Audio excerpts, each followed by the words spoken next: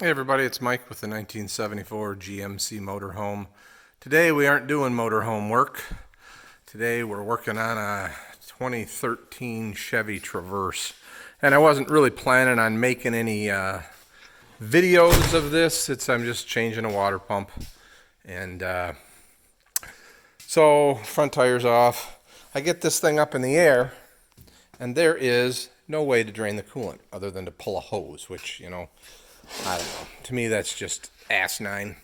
But so in the GM engineers' infinite wisdom, they decided not to put a drain on it. And even funnier than that is that the radiator cap is buried underneath this panel right here. You got to take this panel off just to get to the radiator cap. So just it seems a little foolish, but whatever. They're probably going for something. Probably saved a dime.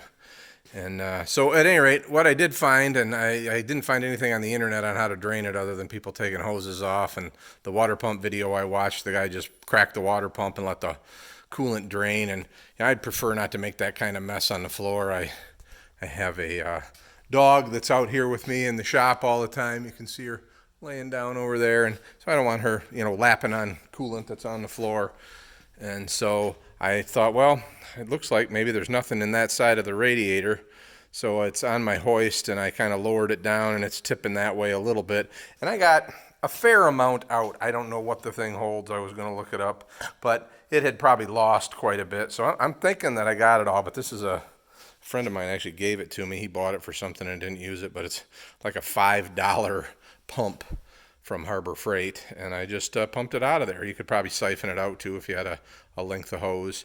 The only problem with siphoning might be is I would pump it for a while and then it would stop. It would be sucking air, and you wait a little bit, and then some more coolant would filter its way over there and pump it some more. I've done that about 3 times.